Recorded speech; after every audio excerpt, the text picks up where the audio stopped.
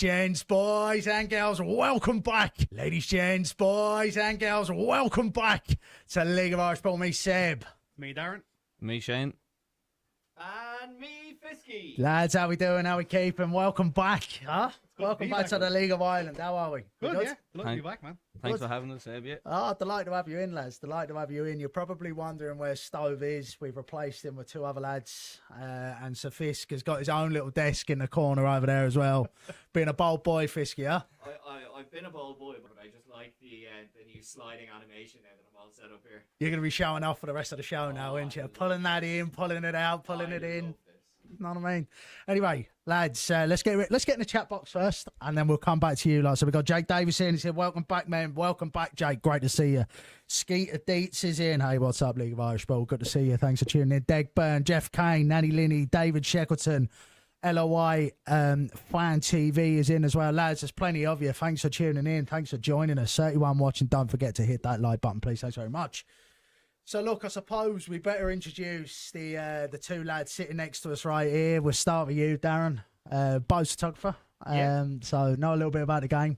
I'd like to hope so, anyway. Some would say not too much about football now if you're watching bows, but we're taking nonetheless. How are you? You good? Good, man, yeah. So, as you said, I work with Bows. My official title is Content and Media Manager at Bows. But right, fancy. I would call myself a photographer. That's my main shtick, obviously. But yeah, love the league, love the game. And delighted to be doing this. It's a bit of fun. Oh, it's great to have you here, in fairness. And we've got Shane to me left here as well. Does a little bit for off the ball on a Friday night every now and then. Late night, yeah. Absolutely. Look, I mean, there's no better man to ramble on about football a little bit. That's anyway, it. I just love talking football and lifelong Shells fan. And yeah, just happy to be here. Cheers. Thanks. You and the young lad making memories anyway. That's what I think what the league's about these days, isn't it? There's so many kids, young teenagers going, and I suppose the content that you put out and everyone else puts out is great to have their memories to keep and capture. And I suppose you watch the videos back and the kids love it, and you can even see the amount of kids now on the grounds. Like, it's brilliant. Yeah. And they're the future. They're just like going to the game, aren't they? Like, absolutely, you're dead right, Shane. You're dead right. And I'll be honest with you now, lads. I don't have the script in front of me, so I'm going to nick that off. Yeah, you're far away. Fisky, obviously you're in the corner there as well, with no introduction for you needed. Anyway, a bit of a veteran of the show at this stage. How are you keeping? You good? I'm a veteran of the show, and I've managed to shoehorn myself now into my own. Yeah, it's great. You're where you want to be, though. I am absolutely where I want to be. In amongst the grass over there, huh? Keeping quiet. Well, not for long anyway. Anyway, we've got plenty of people coming in the comments there. Irish Footy Vlogs is in. Good to see you, Keith. Thanks for tuning in. David Shackleton, obviously a regular of the show. Good to see you, Sheckles. Thanks for tuning in, buddy. Lads, we have a bumper show ahead of us tonight. We are going to be discussing all of the opening fixtures that are coming our way this weekend. We'll be discussing who we fancy for the league, who we fancy as ones to watch, dark horses, relegation, you name it. We're going to be talking about it tonight as well. And if you're enjoying the content, don't forget to like, please. Hit that hype button as well, which is a new thing, which is getting right flashy. You'll know about it being one of the main men of Bows anyway. But anyway, yeah, look, hit those buttons, lads. It really helps. Subscribe to the channel as well, and leave a comment after the video. Yeah, look, I suppose we better mention as well that there's been a revamp in the studio, lads. At the very least, yeah. It's looking well. You put some of the graph in, to be fair. Oh, yeah, listen, I mean, I might get behind the camera, maybe as a bit of a spoofer behind the camera, lads, but I'd use the hands and do this myself. You're handy. Oh, yeah, well, no, I'm not too sure about that. You asked me father-in-law, I'm not sure he'd agree with you there either if I am too handy or not. He has hands like sandpaper now, whereas mine is more for pen pushing. Did you do this on your own? I had a little bit of help. A little bit of help, yeah. Well, listen, yeah. So we'll say a little bit because it sounds good in the camera, doesn't it? But no, look, a good chunk of help. So if you're watching, Tony, thanks for your help. Yeah. But yeah, no, look, we had a little revamp. We've upped the tech game as well, haven't we, Fisky? Which is keeping you happy in that corner over there, son. Huh? We've upped the mic game, we've upped the camera game, we've upped the lot. So hopefully, lads. That's fair play. Yeah. Look, I mean, we had to have a go at it at some stage. So look, hopefully this season's our season for it. If you're gonna do it right. That's it. And look, say Scott Laughlin's my little brother. Good to see you, Scott. Yeah, he's a little Bows man as well. Oh, he's your brother in Bows, is he? Yeah. That's a long story. He's too. We don't have time for that one. Yeah, I was just about to say you don't talk to him then. No, that's probably for the best. Probably the best. He doesn't know about football either then. No, I'm just like Darren. Yeah, exactly. Anyway, lads, look, I suppose we better go on with the show, wouldn't we? Yeah, absolutely, We've got plenty yeah. of people watching, so let's crack on with it. And there is no better place to start than the game that I will be attending myself this Friday as well. I'll be off to the Brandywell. I'll be watching Derry City take on Sligo Rovers in what looks to be a massive game for both clubs already. I mean, the season hasn't even kicked off, and Derry City, favourites, well, not favourites, but, you know, up there as title contenders this season. And Sligo Rovers done some good business themselves. Look, I suppose it's been a bit. Let's start with Derry City. It's been a busy window for them. What do we think of the window they've done so far? What do we think of the transfers made so far? I think There's only one arguably, place to start, isn't there? yeah. I suppose, One place to start, lads. I suppose you're Get dead out right there and all. Yeah, let's look. James McClean, lads. Yeah, I mean, look, there's been whispers of him coming back for a little while now. Yeah. He's finally made the move home. What's your thoughts? I mean, I think it's a great sign, and obviously for Derry, I think it's great for the league. I think outside of his actual playing ability like for starters, I think he's going to have a similar effect in many ways to what Damien Duff had, being a bit of like a magnet for the attention. Sorry to go across you. There's only one Damien Duff thing. Give it over. Well, attention wise, I mean, regardless of whether that's good or bad, he obviously has his controversies. I think that's a good thing, though. I think that helps sell the league. It'll bring eyes in that don't necessarily watch the league. I think overall it's only a positive. I don't think he can play centre midfield. Do you think that's what he's been brought in for, though? Do you think I that's don't what know. it is? Just from a football perspective, seeing him play centre midfield last week, like it's just couldn't believe it. Like What makes you say that, though? he's a left winger who's just put the head down and start running and trying to known for. You were telling me he's going to start playing centre midfield, in like you have to take on the half more and all the rest of it. Like the whole game's completely different. Do you not think he could use his experience in the middle there, though, to... No, you need the football ability. He's just literally put the head down, run, cross into the box. He does that great, and he's used it to his best of his his attributes, like his credit to him. But that's all he is. He's not going to play centre midfield. I don't see him staying there. I'm intrigued to see where he does play, because obviously naturally he would be a left winger, but Michael Duffy plays out there and is arguably the best player in the league.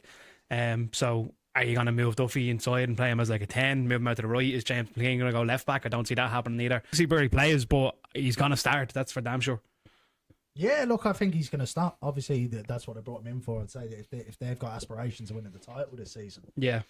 that he's going to be starting. I mean, you don't bring that caliber of player in not to start him. Whether he plays centre mid or not is a different matter, but I don't see why he couldn't play out the wing. I mean, obviously, Mickey Duffy's going to have one spot. I mean, I don't see why he couldn't have the other spot, Yeah. you know, and a bit of rotation there. But Mickey Duffy has a bit of that free role as well. Yeah. We actually talked to Mickey Duffy during last week as well before the season kicks off. Let's listen to what he has to say. So Michael, how's pre-season been going? It's been good, it's been tough. Had a good pre-season. Brought on some exciting players. Everyone's feeling fit, looking forward to the start of the year. How have they settled in? Settled well, We had a wee camp away in Malaga last week with each other, so that was good for team bonding and stuff like that, and all players getting to know each other, and the boys have settled in very well. And obviously it was a fantastic season for yourself last season. The ambition of the club though this season, obviously getting back into Europe, would you say it's silverware this season, or what's the ambition for the club and yourself? It is, getting back into Europe was massive last year.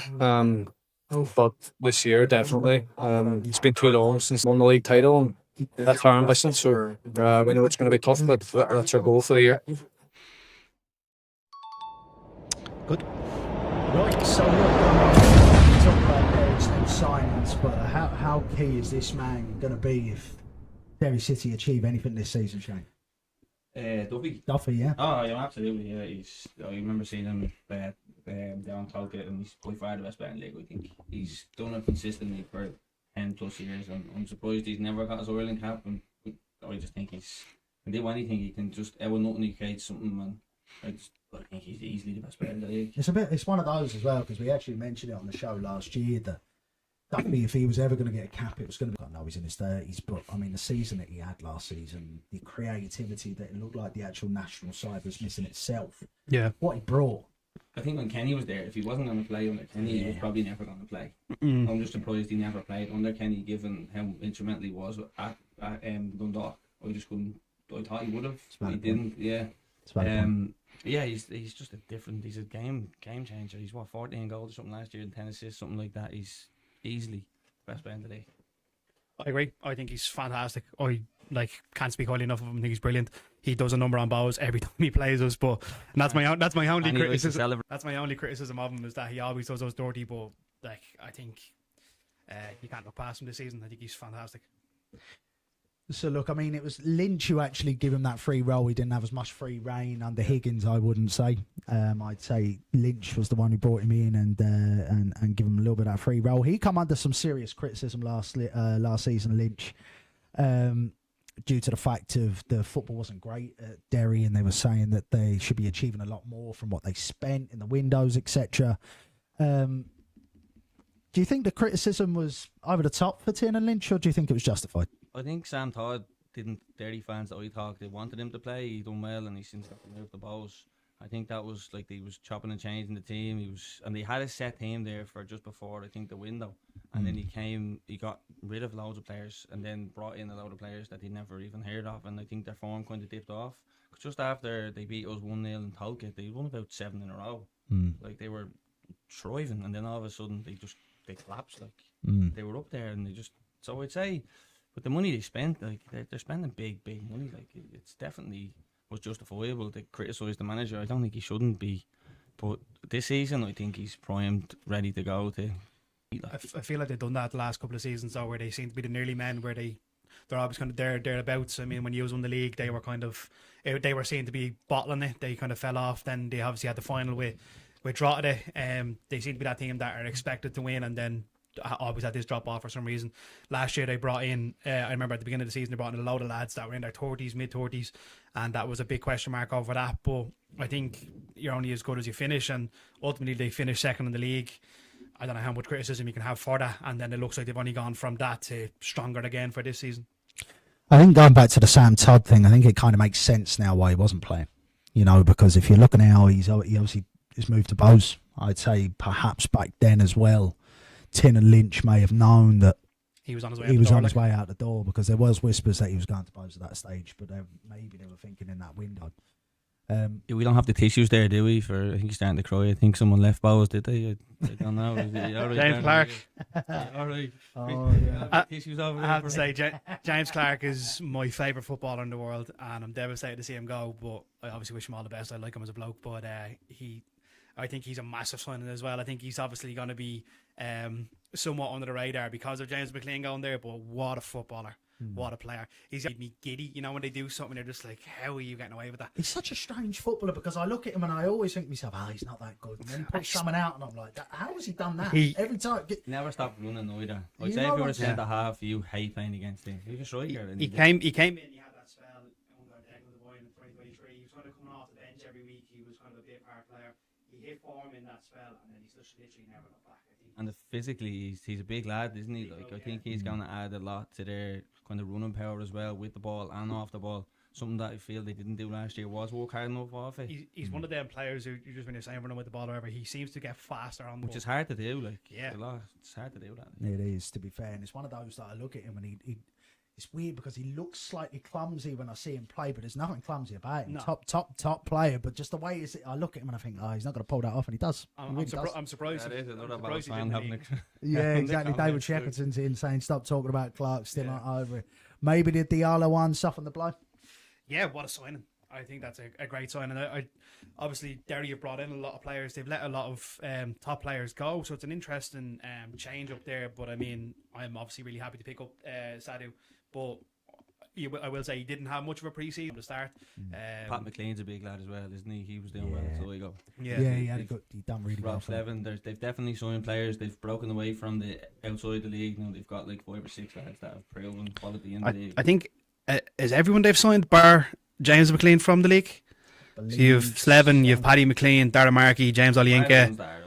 Yeah, pretty much all of their signings have come from the league, and I think we'll come to Bowes later on. They've done something similar, and I think that stands the teams a lot. And I think if you're going to get over the line, you want lads that know what it's like to play in the league or win stuff in the league. I mean, Darren Markey's obviously won the cup in the league, and the lads have been around for a long time that they've signed overall for Derry. But I think that I'll be honest with you now, lads. I think Ole Inca is going to be one of the signings of the window, one of the underrated ones. What he did for Waterford last season, the way he keeps the ball moving. He plays centre mid, doesn't he? Yeah, he does. Is he going to play centre mid ahead of McClean? I would say he might play instead of Diallo. Yeah. Maybe. Winchester's going to play though. Winchester's going to play. Yeah, mate. Well, Marky's a big signing, number 10. Marky's put out right. Marky's a marquee signing. Oh, Very nice. I'm sorry. I'm Lads, sorry. We're going to wrap it up there, all right? Yeah. No, look, I think That he's was going to horrible. come in and he's going to keep the ball ticking nicely there. He's going to be exactly what they need in the midfield season. He was superb in midfield for me. Yeah. Good player. Well, there you go. There's Derry. Quiet on that one. There's nothing to argue. So No, fair play. Look, lads, please get involved in the comments as well. Let us know your thoughts. 36 watching, 11 likes so far. Please hit that like button if you're joining us so far. Thanks very much. Just before we move on from Derry 4 City, home games. lads, So yeah, to start, that was a good point. Actually, he's right. 4 home games to start is mental. That's a big advantage. it's massive. Absolutely. They're around them. Yeah, that's big. So they got 4 away games at the end, have they? I'm not sure how that No, balances yeah, out, boy. yeah, Four yeah. home games on the start. It's a big advantage. 4 If home you get out games. the blocks quick, then it's like that as well. It's hard to catch. absolutely. Look, I mean, get in the comments as well, lads. Let us know if there is 4 away games at the end as well, because that could affect them at the end of the season as well when they're getting a bit leggy after a bit of Europe as well. Yeah, 4 absolutely. away games can be tough for them. That may give advantage to someone else, do you know. Before we move on from Derry City, lads, do you think Tiernan Lynch is the man to lead them to glory this season? I mean, with the squad you've put together there, it's one of them. I think you're finishing 4th or 2nd with that squad. They won the league at Larne, didn't he? Yeah, he did. So Yeah. whatever league standard is or whatever, he knows how to win it, and I think that could be important if it comes down to it. Like, and Larne, I don't know whether that was their first league win in a few years. I'm not up to date, but if it was, then that will even make it big. They had a big budget again, but so did Derry City, you know. Yeah, Like that. so- Getting over the line is one thing, though. We've seen teams with big budgets not get over the line. So Listen, I like Lynch. I thought he come in under difficult circumstances last season in terms of the fans not happy, expecting a lot, and coming in with 1 season in the league as well. Not even a season in the league. First season in the league, expecting a lot. We talked about their recruitment. Older players being signed as well, but their head of recruitment was let go in the summer, I believe, as well. So I think that says a lot. Maybe they weren't Lynch's signings. Yeah, And maybe we're seeing more of that now, you know? absolutely. Lads, there is another team playing right there. Let's not forget about them. It's Sligo Rovers. They are travelling to the Brandywell. They've got a good record against Derry City, so they may come into this one as slight underdogs. But look, I mean, if there's any team that's going to put Derry up against it this time round, it could be Sligo Rovers.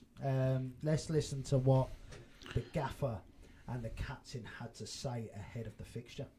So, John, we've been at pre-season for a few weeks now. How's it been? Yeah, really good. Brought in a good few players. I think it's 8 in total now. Going on, Shane Blenny just arrived in the weekend. But a lot of work's been done and exciting now for the season to start. Pre-season number 10 for me now personally, so it's good to be back. Still have all the motivation and desire now to do well this year and hopefully achieve good things with Sligo. It's been a busy winter. Obviously, business seemed to be done relatively early as well. How have the new guys settled in? They've settled in really well. Absolutely love it in Sligo. It's a real football in town community. Everyone gets looked after. We look after each other, and everyone's settled in well. And their performances are shown in training and in pre-season matches. A lot of ambition shown by the club this season, which is great to see. Obviously, we got off to a tough start last season. You'll be hoping for something that towards the end of the season. Flip it. A bit more of that form going into it. What's the ambition this season, John? It's the same every season. Be competitive. We know where we are, I suppose, in the food chain in terms of our model and our best players every year. So it's important to be competitive. I think last season it was a tough start. And if you don't get points on the board early on, you're playing catch up. We had an unbelievable second half of the season. I think our points tally put us in the top 4, so that shows a turnaround. But we believe in what we're doing in Sligo, the staff I have with me, and it's about developing young players, playing a certain way. We've got to get results. So it's a tough league. A lot of investment, a lot of good players coming back into the league. But we're excited for the challenge. Tough game beginning of the season. You travel to the Brandywell, but you do have a good record against Derry City overall. They're obviously tipped for a title challenge. How do you feel going into that one? Yeah, really excited for the game. Like, I'm sure it'll be a full house. There's a big investment going into Derry, and so yeah, massive game, but something that we'll embrace. It's one thing that we show is no fear, whether home or away.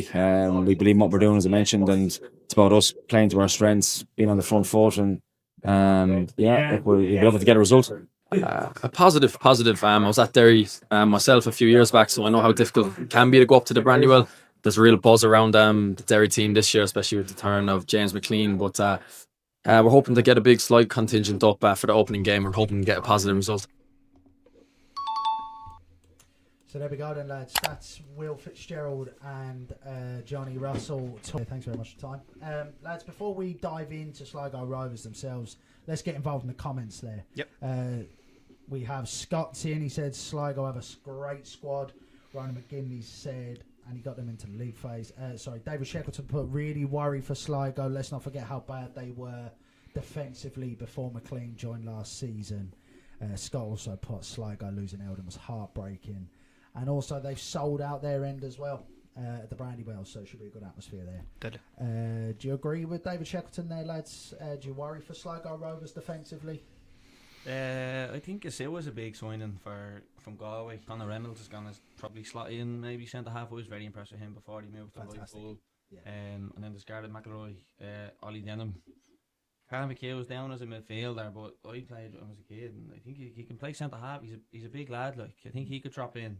I don't know, when I seen their Traore up front, looking at him earlier on, 41 goals in 80 games he had in Sweden, I think it was, and he got a move to Viking. Viking had to win in the league last year. This was about 3 years ago, so like, it wasn't that long ago. But he's 41 goals in 80 games from 2017 to 21. That's the goal scoring form. Like. Absolutely. No one, Dwyer didn't even have that. Like. Yeah. You see these on there at the gym. Someone like Jeff said it. I think he could make or break Sligo season. Yeah, that's interesting because obviously the loss of Eldon would be a massive impact, you'd think, now, wouldn't you? Yeah. So you think he'll make up for Eldon's goals? He's going to have to. Do you think he will? Oh, I've never seen him play. He's going to have to. He's going to have to. Someone's going to score goals. Someone's going to have to, yeah. Eldon's a big loss for me. Eldon was the number one of the three youngsters, in my opinion, so say 400k is not ideal. But they're hoping to hold out for $1 million for him, aren't they? But he's a massive loss. What a player! Scored some outrageous goals. The two of our teams too, as well, yeah, and they were like 2 or 3 weeks apart as well. Like to do that once, it's like, all right, you can hit a ball, well done. But when you do that like more than once, it's no fluke. I think he's a massive loss. As you said, McLean's a big loss there as well. But I really like Asua. Before Bo was brought in Darren Power, I would have liked an Asua to come in. I think he's class, good right full. And then another one I want to highlight as well, obviously someone I know well, is Archie Meekison. I think he's a great sign. I think he was underrated at us. I think he could go in there and have a fantastic season. So I think Sligo put together a good squad. I don't see them competing at the top end personally, but I think they've a good team there, and I don't see them fighting for it necessarily. 2 big losses there for me is McLean and Eldon. I mean, yeah, I'm going to struggle to replace the 2 of them. I think Meekson's their best bit of business. Yeah. Forced on into the window for any club, wasn't he? Yeah. And Asua's one of those for me that he's hot or cold. Do you think, yeah? Yeah, if you get him on the right day, top player. Yeah. If you get him on an off day, he's not going to play for you. He's one of them bags of talent. Yeah. But anytime I've seen him in person, I've always fancied him. I always thought he was a good player. He is. So He's bags of talent, but if he's not on it, he's really not on it. Sligo, we thought were nearly the best team we played against out of like the bottom sides, I think, last year. Yeah. And I remember they went 1-0 up, and Conor Reynolds tries to do something silly and they gave away the cheap possession. I think that's a big thing for John Russell, is to just play simple football and not always have to play like overplayed it. Yeah. And I find even at home in wintry nights, like, they're trying to pass the ball around on one of the worst pitches in the league. It's always rain and it's always windy. I think John might have kind of matured a little bit as a manager, and to just kind of play the conditions, and I think that's what kind of kept him up. He got obviously Pat in last year. I think if he just plays it simple and plays the conditions, they'd be fine. I think you have a valid point, to be honest with you. Doesn't make the game against Derry any easier. No, certainly not. Certainly not. But you know, I think you have a valid point. I mean, you can over-engineer it sometimes. I think he's a fabulous coach, by the way, Johnny Russell. Yeah. Tuning. We listed off the amount of players they lost. I know it was 2024 now, lads, but you think about the players they lost in 2024. I think it was 15 first-team players that they lost in 2024 to then turn around and not just stay up in the end, but as Johnny mentioned in his interview there, if you take the back end of the season's form, they were 4th in terms of points. Yeah. You know, in terms of form. I mean, just because they had a good summer, that's how strong they got. You know. Fantastic coach, and I think they could reach for something eventually if they can find a way of keeping hold of their top talent.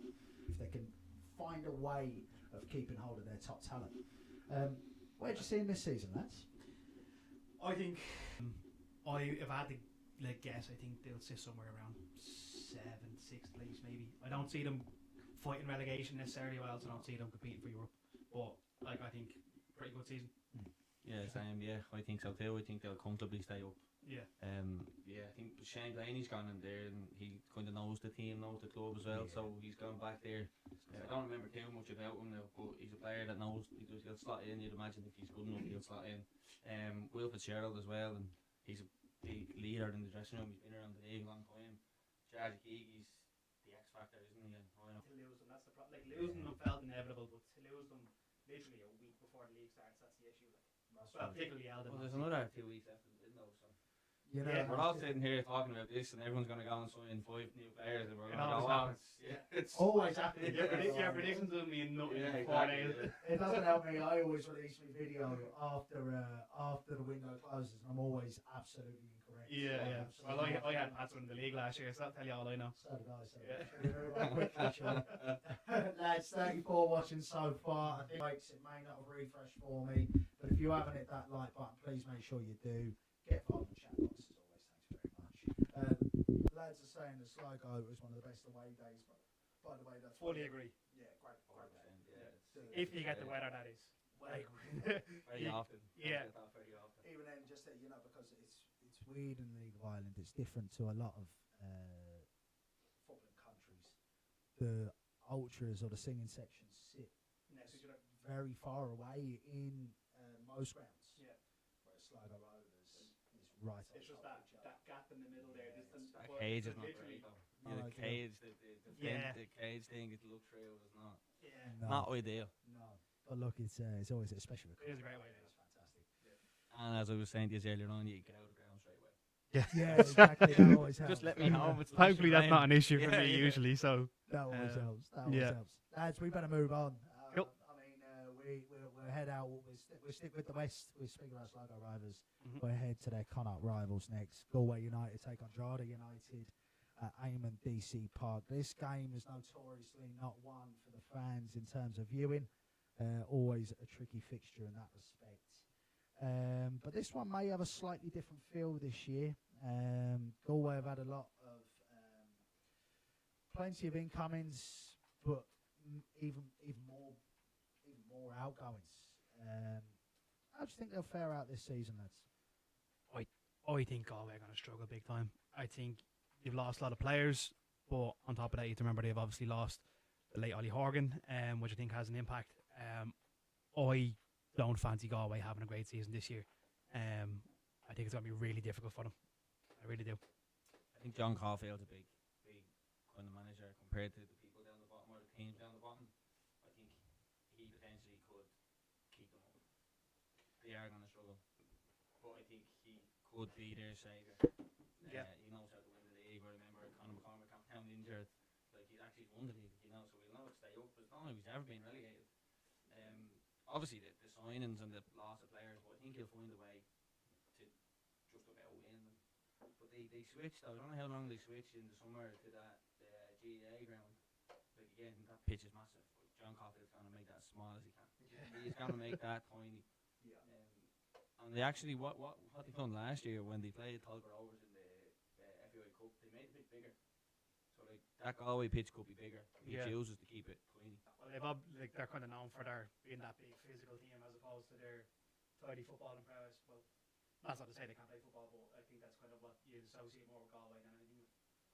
Yeah, I mean, I think they're going to have to play that kind of way, aren't they? Really? Yeah. They're going to. No, they're going to have to. The only thing is it's not just the playing staff that have had a lot of upheaval. It's the coaching staff as well for me. Caulfield obviously losing Ollie Horgan was a massive blow for Galway in Massive blow for the league. numerous respects, but footballing alone, massive blow. And then John Daly obviously going in as assistant, and then he's off to Waterford. Then he's bringing in a new assistant. I can't remember his name now, who's gone in, but he's got a new assistant, new coaching staff, playing staff, lost a lot of decent talent there as well. So, look, I think they've got their they've got their backs to the wall this season, let's say. And I'm pretty sure most people who I've spoken to anyway have them as their favourites for the drop, you know. We were at the that live show there the other night as well, the League of Ireland show, and I think it was unanimous. I'm pretty sure that everyone said they had Galway 10th. Am I right in saying that? I think everyone had Galway to go straight down. So, look, it's their opportunity to prove everyone wrong, but I think at the moment it's looking like most people fancy them to go the wrong way. They were done though. Like the back end of last year, they were gone. Everyone had them down, and then Caulfield just keep them up. Yeah, because they had that big blip after they lost Keane and Moses. Yeah, and then Hickey was injured. Greg Cunningham was injured. They had a few injured. I think Johan might have been injured. Ed McCarthy wasn't playing. He was in and out of the team, but everyone thought they were on a slippery slope, and Caulfield just found a way to at the end. Obviously, that's like a couple of games, not 46. Do you fancy them to avoid 10th? I'm gonna back John Caulfield to keep them up. I think like the players on paper aren't as good as the Waterford or Drogheda or Sligo even, but I think he'll find a way to keep them up. Right. Whether it's playoff or not, but yeah. I don't disagree with you. I think they'll stay up comfortably, but I think they'll probably stay up. Right. I do think so. I'm outnumbered here. Yeah, look, I think it's not because they're going to come out of the blocks and I think it's going to be a real battle down the bottom there, to be honest with you. I think there's going to be 3 teams down the bottom there. I think it's going to be Galway, I think it'll be Waterford, and I think it'll be Dundalk. Who would you back in the battle though? Like back John Caulfield? I would, yeah. He's going to know, he's going to have them set up one way and one way only. And they're going to be hard to beat. Yeah. Yeah. If I had to choose a coach, yeah. I think if I had to choose a team, I'd probably choose Dundalk with the experience, and Oriel Park as well will play a factor. Yeah. But, I think it's a toss-up between Galway and Dundalk to go down this season. Okay. Drogheda then? They're playing Drogheda. Yeah, so look, it's Drogheda next then. Since the takeover consortium, they've gone from strength to strength, lads. Serious business conducted by themselves this winter. Let's hear from the skipper, Ryan Brennan, ahead of this weekend's opener. Ryan, how are you getting on? All good. How are you? Yeah, not too bad. Good to see you again. Good to see you. I'd say you've been working hard over pre-season, putting in the hard yards. How's it been going? Yeah, absolutely. No, it's been good. Kind of before Christmas as well. This year it was brought forward, so yeah, it was different, but putting in the hard work now and hopefully kick on from last year and see where we go. But really looking forward to this year and hopefully improve on next year again. You've had a few new signings, obviously Brandon Kavanagh's come in and the likes. How have they settled into the group? Brilliant. Brando's come straight in. He's part of the darts club now at the minute with the lads before training, so been really good. A couple of new American lads that have come in as well look really, really good and really sharp. So obviously it's different in pre-season. Games kind of aren't, wouldn't say not up to par, but you're playing 45 minutes here. It'll be a different kind of story when you step out on the pitch for the first time. So looking forward to seeing them at full tilt as well. For Drogheda, the club itself, Ryan, what's the ambition for Drogheda this season? Look, we want to go one better than last year. I think we got a little bit unlucky not to get a European place. It kind of landed on the last game of the season, and we were a little bit unlucky throughout the year as well, dropping points here and there. But then again, look, you can't dwell on it. You have to go again, pick yourself up and go again. But we've improved last year from the year before. Obviously, a nice cup run would be great again to get back on the horse. And yeah, as I said, improve again on the place we finished this year. So hopefully we can do that. Just to say, by the way, David Shepperton's coming and said, "We love that this was just in Whelan's." Yeah, it was pretty weird, to be fair. I mean, last year we were in the Mansion House, and this was kind of a weird setting for it, but it was somewhat intriguing at the same time. I don't know, it was odd, but a part of me kind of liked it. But it definitely weird, definitely weird. We didn't struggle to get a pint anyway. No, that's for sure. Look, that was the skipper Ryan Brennan talking to us there. He said Kavanagh is part of the darts team already, huh? Yeah, and look, I think he's a good signer for them. Obviously, we mentioned earlier on about Darren Markey leaving. I think, is he a like for like? Maybe not necessarily a like for similar kind of player. Look, if he's part of the darts team already, it's nice to get them in and get them comfortable, but it's whether he can do it on the pitch. But I think good signing for them. Oh yeah, look, he's definitely got the talent. It's whether he can do it week in or week out. You know what I mean? That's the main thing. Look, some shrewd business done by the Claret and Blue side of Louth. Where do we see Big Kev's men finish this season? Oh, So I Do think you? I think they're going to struggle. Why's that? Kev loves people saying that. People, I've heard a lot of people say, "Oh, they've kept their defenders," but people have caught on to that now. Like, they know, like, they're going to go there and respect them, and they won't just play open football, and they'll be compact. Like they lost. Davis in the middle of the season was there, but he fell off a cliff. He was going to score their goals. Josh Thomas is gone. They're relying on the young fella up front. Mark Doyle is make or break for them, I think. Yeah. If he doesn't click, like, there's no X factor in that team whatsoever, and I just think they'll struggle. Yeah, I don't know. I didn't personally have Drogheda to struggle, but maybe I'm wrong. I don't know. I always kind of fancied them. I just always fancied them to do something. Especially at home. Whenever I see Drogheda at home, no matter who they're playing, they always seem to be like a bogey team for Shamrock Rovers and bogey team for Bows, and they get something. So Owen Lamb's injured for a while, isn't he? yeah, he injured himself in America or something. Yeah, he's injured for quite a while. Yeah. I don't know. Like I definitely see what you're saying. I wouldn't have had them to like in worry of relegation, but maybe the lower end of the upper end of mid table, so like 6th. They got a fast start last year, though. If they don't get a fast start this year, they were top of the table for about 8 games last year, weren't they? So Yeah. Are they going to do that again? Like, Yeah. Do they have that again? No one really knew who Warren Davis was last year. They didn't. Like, I just think last year the team didn't respect them. I think this year they will, which could mean they won't win that many games really. Well, I know Bows struggled with them massively last year, and then we went and took one of their strikers off them. But I think now if you play them, you will play 3 at the back. Yeah. You will play forward, and I just think teams are going to respect them a bit more. Yeah. And they lack a bit of firepower if they don't. Bit of magic, if like. Mark Doyle doesn't hit form. Yeah, I don't think you're wrong in anything you've said. I personally just don't see them being like relegation fodder by any stretch of the imagination, but you make good arguments. I think they do quite well. I don't think they'll be battling at the top end, to be honest with you. But I think if they're in and around 5th or 6th, they'll be happy enough with that. You know? Yeah. And I think if you take their squad, they're probably 5th or 6th best at this moment in time. I think they take that off you right now. And I think 5th. well, look, The only way. I'm curious to hear your full table before the night's out, but The only place they're going to finish is just whether they're 6th close to the bottom this year. I think. Maybe. As in, you mean like if it's a case like last year? Obviously, what did they finish up by 3 points? Yeah, exactly. They were close to Europe. I don't see them getting anywhere near that. Okay. Yeah, look, I think they'll take 5th or 6th. I think they could do all right for 5th. I think they could battle it out for 5th, to be honest with you now. Yeah. I think, it's all. I think we could say they could be sussed, but going toe to toe with a side who do it so well and are well drilled as well drilled at doing it as Drogheda is another thing. They know how to defend. They know how to keep teams at bay. I think when you're that good at something like that, it's always a struggle. Even Shamrock Rovers last season when they went on to win the cup had to do it by penalties. Yeah. That's the best side in the country by a country mile, and were on their best form at the time as well. So it's always a struggle in that respect.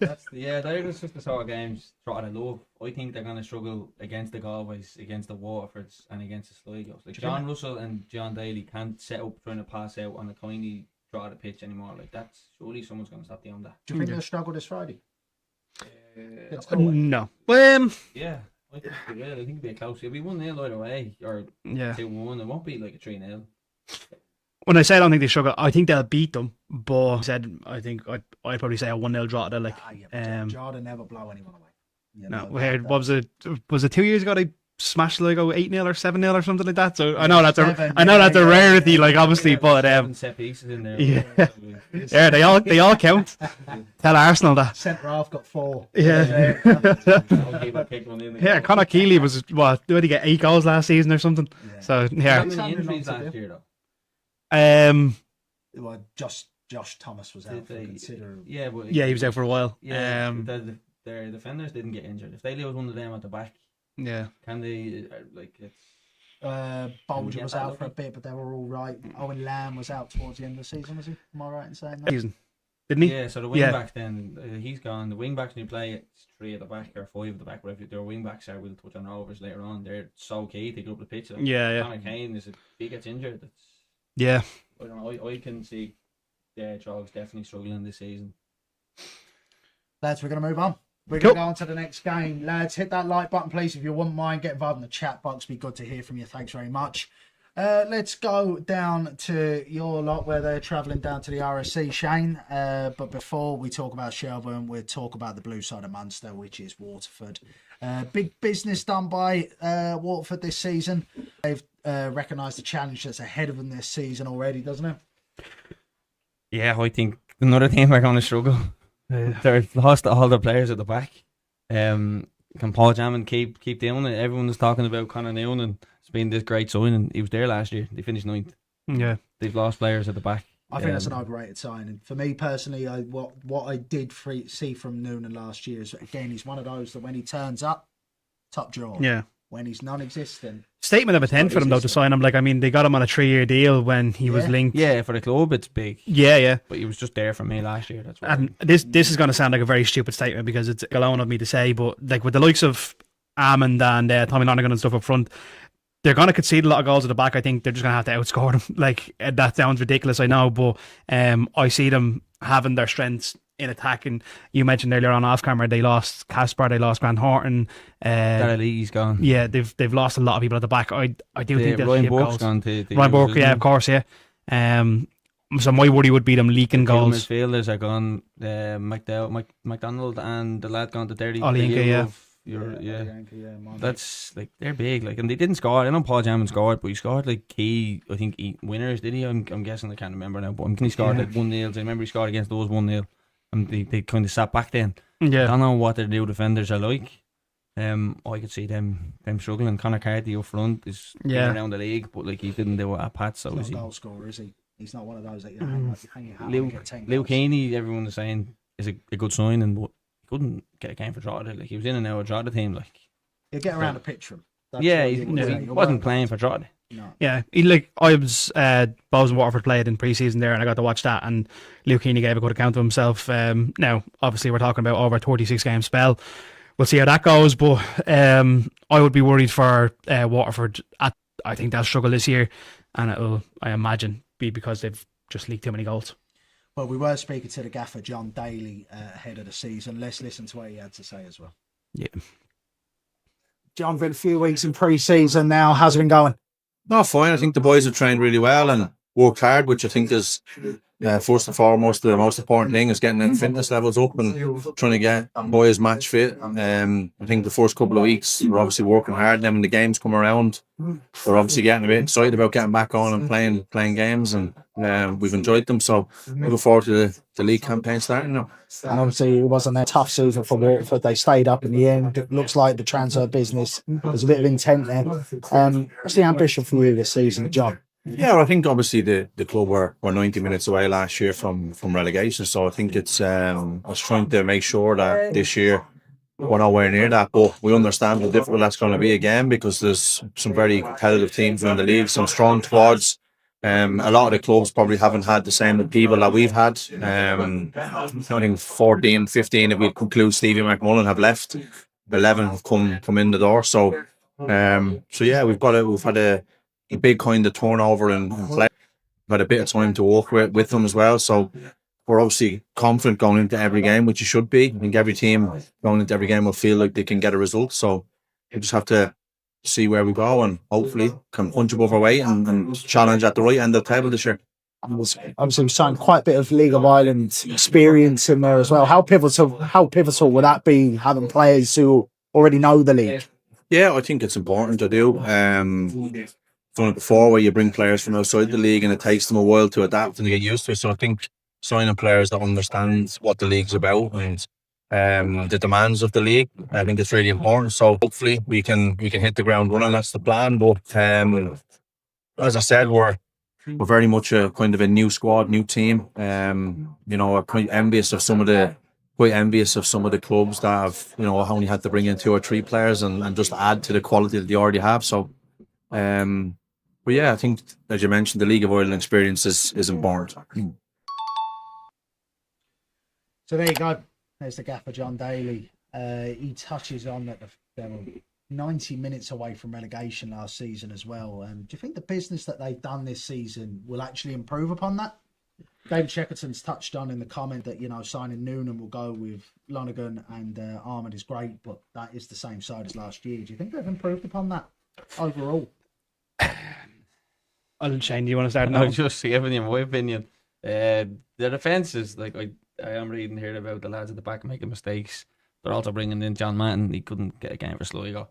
You've got the other fella, Hayden Cann off Derry, was in and out of the Derry team, was good, but I don't know. I just think they're going to be easy to counter, and John Daly won't have them set up like a John Caulfield. And I think that's the way, if I had them, that's the way I would play. Evan McLaughlin's a big signing for them though. He done well at Cork, like. Yeah. It gets them playing maybe, and they had a right back off Cork as well, or the left back, the Portuguese lad. Oh, Benny Couto. Yeah, he's physical, he's a big lad, but I don't know, I just don't see them. I mean, it's I have to agree. I don't see them doing much this year. My expectations are low for them, so obviously happy to be proven wrong, but I don't know what they've done that's gonna not make them finish ninth.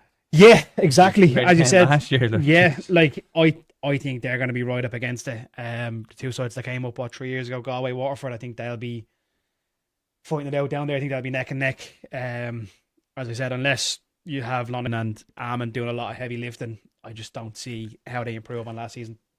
I think one of the big things for Waterford this season will be the fact that Galway are going to be down there.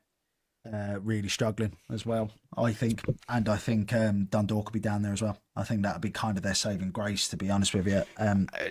Again, another stupid statement, but you just think it's a case of they're going to be bad, but someone will be worse. Is that what you think? Yeah, exactly simple as that. Exactly that. I think they might get away with it. I think John Daly's a good manager. Yeah, I think he's done good things before.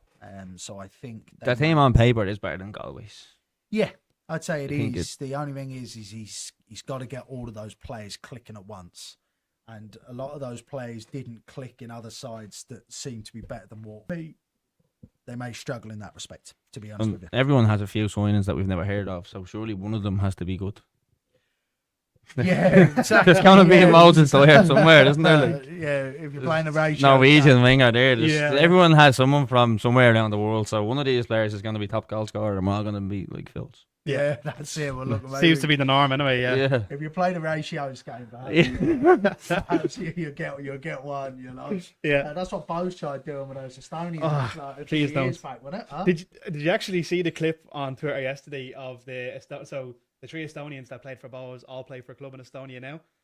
Yesterday won the league. No, they scored an own goal inside 14 seconds, and the opposition never touched the ball before they scored the own goal. They managed to pass the ball around the back and pass it straight into the net inside 14 seconds. Which, when someone pointed out that the three lads from Bows were there, I just thought it was hilarious. But they going abroad and bringing in foreign lads new to the league didn't work for us. But as you said, Shane, there's always one like Moses Dwyer last year, Max Matter. Everyone hasn't brought in 10. They've only brought in 1 or 2. Yeah, no, we done it for a while, but thankfully it's not the norm anymore. We have a lot of familiar faces into the league, so we'll see. We'll talk about us later on, but I think it's time to talk about you first of all. Yeah, look, we should probably move on to Shelbourne now. Big business done by Shells. You happy with what Joey and the scouting team have done this winter? Lads, when you're a Shells fan your whole life, we're just going to stay up. That's our aim. But Bows fans tried that online last year. Every time we're gonna do. Every time we won a game, we'll take 8. One of the lads, Chippy, online was always saying we're just that bit closer to safety. Like, not too much heartache to be too optimistic. That's a very Kevin Doherty strategy. Talk yourselves down and try and do it slyly and quietly. But look, you have to be honest. With big signings, Jack Henry Francis is already there, but I think he's. They named him 3 times. Yeah, exactly. Yeah, that's a spiel coming in. Yeah, last year we missed the ball carrier, and I think the Swedish lad we got in, and then hopefully Sean Moore comes back. And then you've got Rodrigo up front. You'd have to. The makings of the squad is there. I think we're probably the biggest squad in the league, have we? Yeah, quite possibly. Seems like there's competition in all places, which I think, that especially those that will be battling down the bottom, will be. It's once you lose your first 11, and much what you were saying about Jordan. Once you lose your first 11, you're kind of snookered, But I don't think that's the case with Shells. I mean, you know, Rodrigo up top. You've got Meepo. Casey's coming in, yeah. Meepo, you got Boydie. And play Boydie, you got Martin. Yeah, that's not a bad front four to choose from now, is it? I mean, most clubs will bite your hand off to choose from that forward selection. Yeah, No, we're not doing top goal scorers, are we? We'll keep that at the end. We'll wait. Have we got that in, or have we not got that in at the end? I think we may be saying it now. By the Yeah, looks of things. I'm gonna back Meatball to be top goal scorer. Right. Yeah, Yeah. yeah. I really like him. Was We'll it create Belgium, chances. is it? Yeah. Close that window, quick, close the window. The show we were at during the week was it Johnny Ward that was given out about him? Yeah, Or he's something? saying He that. just kept It's not saying like Johnny Ward, is it? he doesn't score goals. Yeah. Doesn't he's score saying the tap only ins. forward who doesn't score goals. Yeah. I think he gets a lot of undeserved criticism. To Yeah. be honest with you, it's his first real season in senior football. Yeah. Proper first season in senior football, and it's not an easy league to come. No, in. absolutely not. He's No. been the centre halves he comes up against, the big lads like McClean and Keeley and good defenders. Yeah. You know, I mean, I'm intrigued to Redmond, see Lopez. there's obviously that talk about that Jamestown scouting network thing that Shells are associated with. I'm always intrigued to see when they bring in players through that, how they're going to be. You We're mentioned gonna Rodrigo find there. out- Yeah, we're gonna find out what I think he's Brazilian. Yeah, and then the Swedish guy then as well. Like these are, well, at least Nope. I'm always intrigued. I to see stopped when watching YouTube after Pavlichenko. I told you that already. Yeah. I'm always intrigued to see when Pavlichenko. What a player, by the way. Sorry, but what a player. Bo's probably linked with him and all. Yeah. Been a link with enough.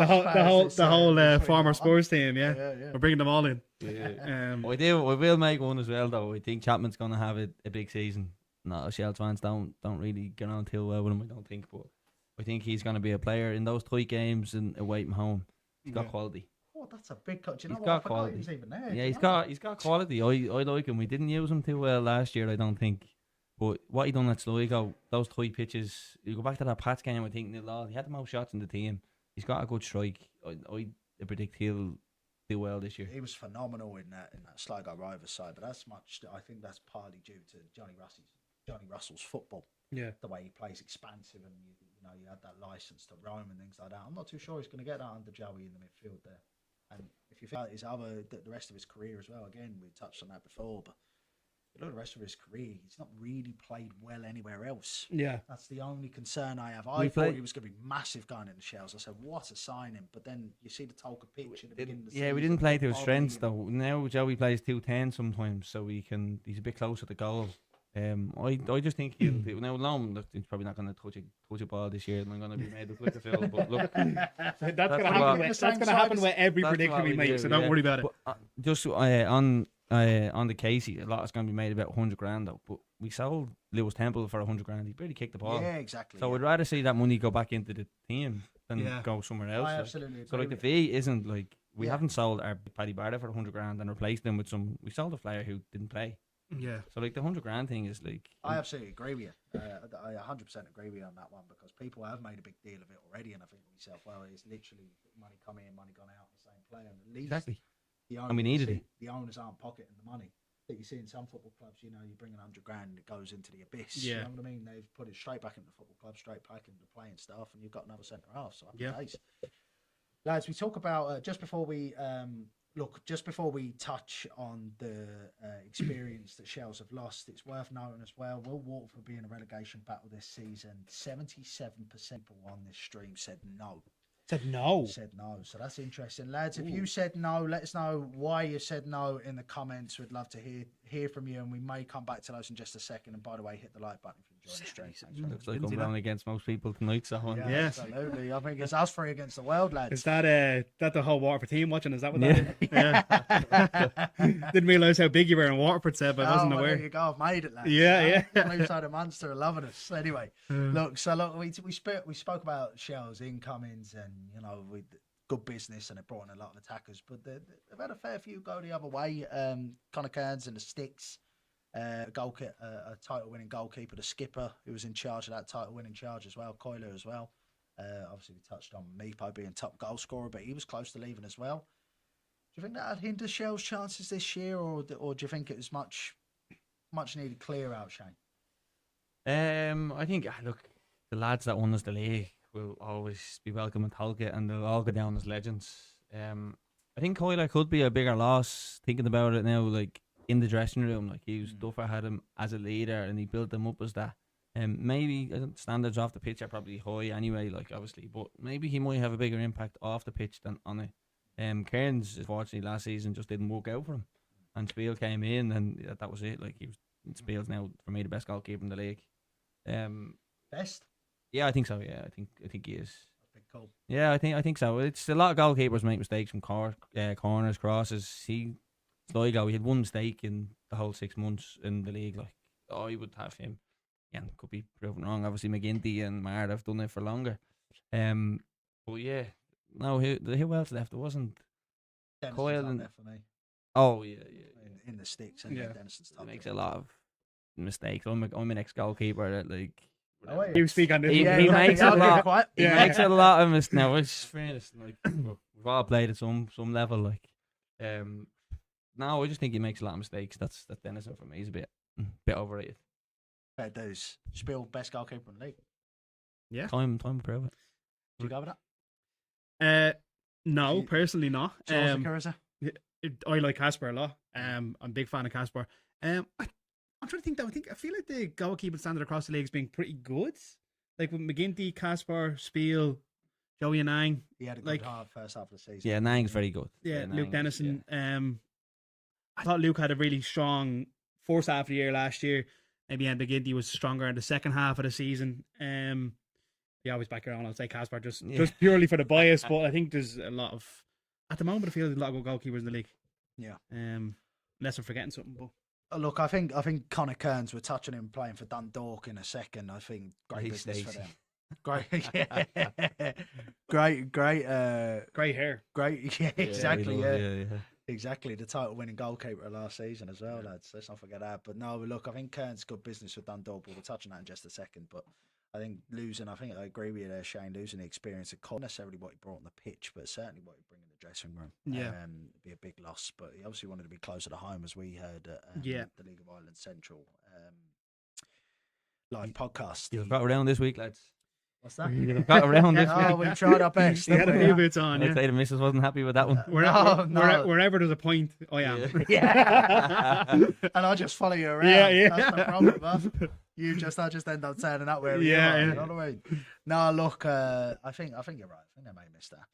But I do want to touch on the job that Joey done as well last season as well. Exceeded all expectations by putting together a side that competed in European groups for the first time in their history, and again qualifying for Europe again this season, which looked like the odds were stacked against him when he took over. Absolutely.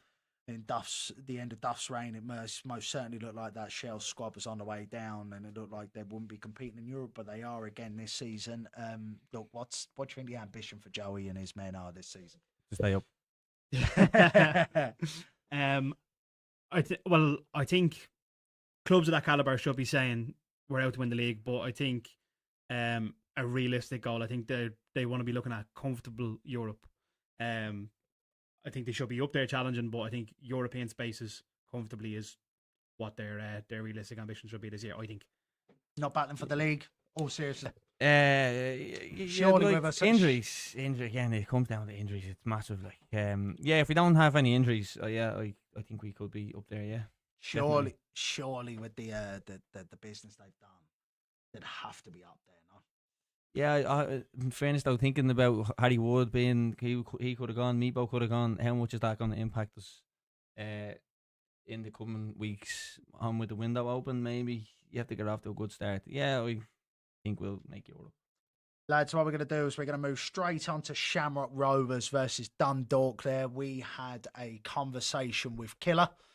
Listen to what Killer had to say on the... and then we'll come back to Shamrock Rovers afterwards. Let's listen to what Killer had to say. Sounds good. Kieran, been pre-season for a few weeks now. How's it been? Really good, very happy, and it needed to be. We've got a tough start, so no, we're delighted with the group, and we're delighted with the group. We've earned this opportunity to be back in the Premier Division. It's a tough start, away to Shamrock Rovers, away to Derry City, but we're going to embrace it. I don't think there's much fear within the group. There's respect, obviously, to what we've to try and do and the teams we're against, but no, I think we've had a really good pre-season, a lot of positivity around the group, a lot of confidence. So yeah, we're looking forward to getting started.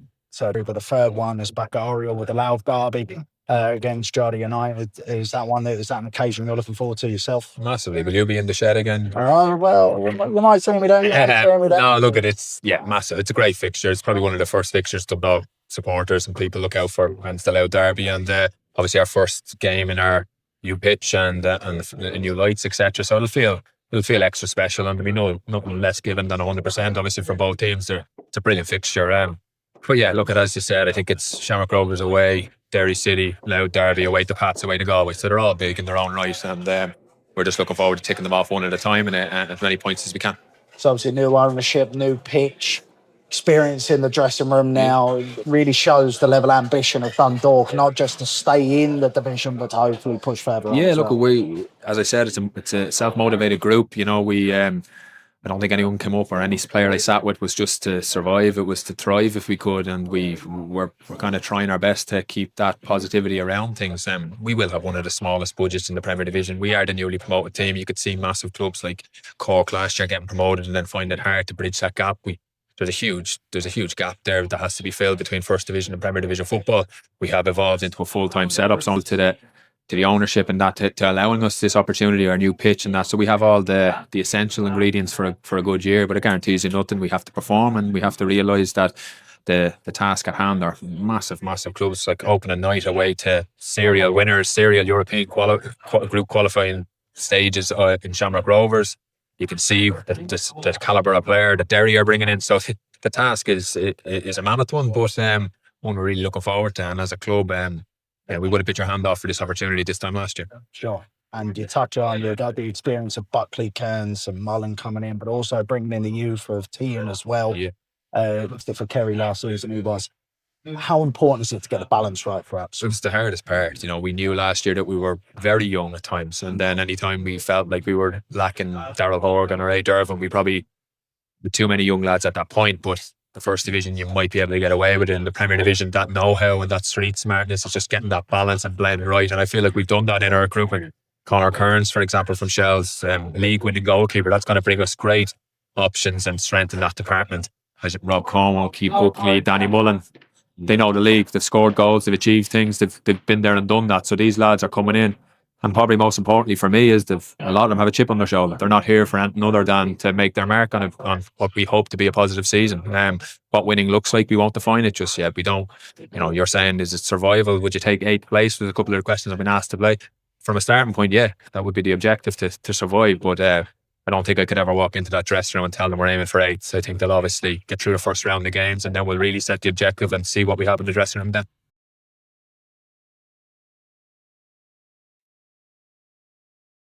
So look, we had the poll up there, lads. Before we touch on Killer, will the camera be back? 80% of you backed us, 20% didn't. I want to know this 20% own up to who you are right now, because we want to figure this out now, lads. You doubted us. Who's getting the blame for breaking the camera there, me or you? That's it. Yeah. Fisky, is the camera on? Yeah. Who looks at worse? Right. Yeah, exactly. Yeah, exactly that. Yeah. Well, no, we won't put a poll up for that. I was going to say we'll put a poll up for that, and we'll leave that. I don't want to see that percentage. Yeah. No. The odds are stacked against me anyway, for sure. But look, we were going to touch on Shamrock Rovers first, but we're going to go straight to Dundalk, lads. First Division champions Dundalk find themselves in the Premier Division this season, and rightfully so. They've had a change of ownership. They've got new players. What chance do you give them this season, lads? Will I go first on this one? Go on, I'm at making a few calls. So that yeah, you've definitely had a few hot takes. I don't know if I've said anything too spicy yet, but I think you kind of touched on this briefly earlier on, Seb. I think they'll be one of the 3 teams struggling down the end. I initially had them like when they won the First Division. We were also there, Seb, which we've apparently been out everywhere. We were there the night they won it, and I remember looking at the squad and thinking these are coming straight back down. I had very little faith in them staying up. Have they signed enough to stay up? I don't. They've obviously brought in 2 exposed men and Keith Buckley and Rob Cornwall. I'd just be worried with the lads for the Astro. Obviously, they're coming back. They both played last year, but come back from massive ACL injuries, and they have to play on the new Astro. I don't know what that surface is going to be like. It is a new pitch, but hoping that they adapt to that quickly enough. And then the likes of Mullen is a good signer for them, but I don't know if they've done enough to stay up.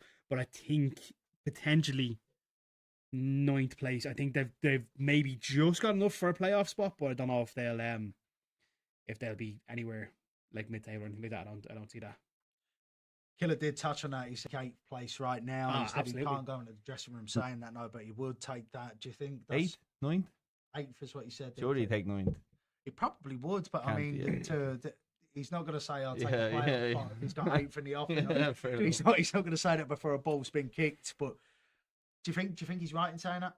Do you think that may affect the dressing room, or just before you go on there? I know we're just looking at the Premier Division at the moment, but have we any idea who's like tipped to be second in the First Division at the moment? There's been much talk about that. I assume Cork are favourites to win it, but if it was to be, let's just say we're saying Dundalk were 9th, any idea who you think would be, if you just had to guess offhand, who would be the team that would be? Bray have taken a load of Shells players, so we'll go Bray. Yeah, right. Dan Ring and Tammy are going to fire them into. They might come first actually. Yeah. To be fair, Bray have been pretty solid most seasons as well. So Yeah. I wouldn't roll them out coming second.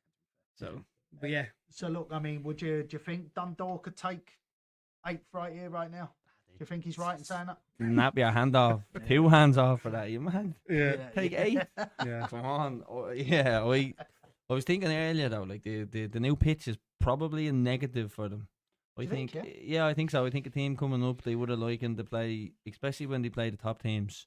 I think the nice surface would probably help the top teams, and if where that bobbly pitch was a leveler, like teams struggled there. I definitely see that, but I mean that Dundalk pitch was arguably level with a car park. Like it was. For the league, it was great. Worse than what I played on a Monday night. Yeah, it was. I played honestly awful. Monday, So I get what you're saying about it being a leveler. It goes back to Yeah. this whole Stoke and Arsenal thing where they grow the pitch longer playing Arsenal and all Yeah, that that's stuff. But my God, it was abysmal. Well, I think what it does. I think you're right. The top teams, so the likes of Shamrock Rovers, would have had a terrible time there because of the pitch. bouncy and. But I think it makes trampoline. the other games that they're more winnable for them. So, like if you bring Waterford there, for example, if you bring your goal slightly more winnable, because I think they'll fancy playing football against those sides at home. And Potentially, I yeah. think the home crowd They've will got- certainly play their part in those games as well. You know. Yeah, they've got a few nice footballers. Harry Groom, centre midfield. He's a lovely player. He used to play with Shells. He's a very, very good footballer. Then Mullen up front, Pacey. He's not going to want the ball to be bouncing away from him. It all depends on how people set up against him. Bucko, as you said, he's a top man. And for me, Conor Cairns is a huge one. Yeah. He's a league winner. Like he's got a point to prove. He's gonna be probably their key man, along with, we're not doing mention someone often, but there's a lad in here who I think could be a Sean Gretton for Dundalk, and he could keep them. Go on. Vinnie Leonard. Oh, superb. Yeah. I watched them in the under 17s. I didn't see too much of last season. But in the under 17s World Cup, he impressed me so much. He's superb. Yeah. No, He's a big man for 17, like, Yeah, and he's a he's fully- footballer. And I think if they're trying to play against the lower teams, he can play on the halfway, and I think he'll be able to have recovery pace. He's good. He looks a very top prospect. I'd say he'll be gone by the summer though. Yeah, likely. Yeah. Yeah. Well, Celtic were in for him. I was going to say, was he not linked with Celtic? Yeah. But he can't leave till July though, because he's 18. Yeah, he's superb. He bullied big centre forwards in. Oh, he looks first elite division. to me. Like he looks. He's Yeah. top draw. And I'll tell you actually how they play in terms of not just footballing ability, but the way they carry themselves on the pitch. He plays like he has more experience. He Yeah, plays yeah, with he- confidence. Yeah. Carry the ball out as well. I Carry think. the ball out. He'll be instructing players in front of him. He'll be leading at the back, so he'll certainly be a leader for them. I completely. He's a lot of agree with capture, you. a lot of games appearances for a 17-year-old. Like, Yeah. He's top draw, and he's big lad, big lad. I'd be really interested to see him come up against these top centre forwards, especially the amount of signings that have gone on. I'd like to see him up against Armand and the likes. Yeah. Experience, see what kind of game he gets against them. Well, look, I mean, to kind of wrap up on Dundalk there, lads. I think they're going to come 9th. I think 9th as well. I think 10th. Yeah. I do, but I don't think it'll be absolute rock bottom like Cork were in the end. I think it'll be. Yeah. I think it'll be tight. Yeah, I think I'm comfortable with 9th, I think. And I think it's not because of their first team. I think if they lose their first team players. But as he said, like it could be very similar with Leonard and, as he said, Sean Gretton. Like if he gets 6 months and then a team in England comes and snaps him up, then that could be very detrimental. Yeah. I mean, if they lose their first 11, I mean, who they're bringing in, that's the question. Yeah. Is it really? First 11. I don't think if anyone loses their first 11, they're pretty goosed. He has you there. If they lose their whole team, it'll be shite. That's the cutting edge commentary I hear. 11 players. Yeah. Yeah. Stop. Sorry, I meant any of their first 11. Yeah. Actually, That's a Michael Owen if I've ever heard him. They would be terrible with no team. Yeah. Yeah. Well, if they put no one on the pitch, that'd be awful. Yeah. Yeah, so look, we fancy him to be in and around the bottom. Yeah. Is that fair to say? Yeah. 100%. It's gonna be tight at the end. I just think they'll have enough with at the start of the season. I think they'll do well, and they'll. I think they'll, if we're just going on to their first game though, I think week 2 straight off the rip anyway. I don't see them getting anything. Keith Buckley's not gonna want to walk into Pear Street flat saying he got relegated either. So No chance of that. No. That's the same. Fisky left that one in the corner. Yeah. Anyway, look at that. He's rolling about over there. No, there's no hope of that. But as I said, first game, I don't fancy them getting anything in Tala. I think that's an impossible start. Yeah, I don't know.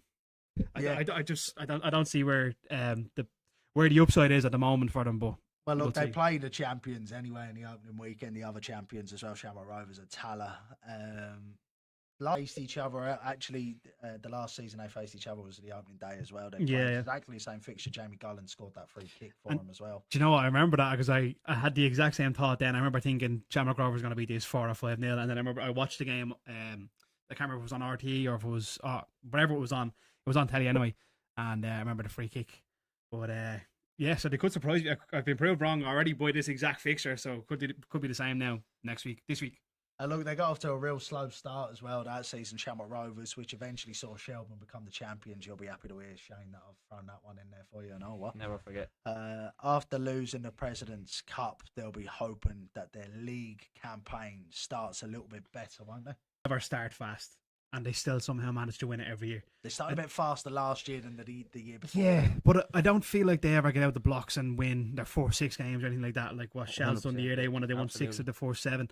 They always just have this purple patch, whether it's in the middle or towards the end, and they just grind out points.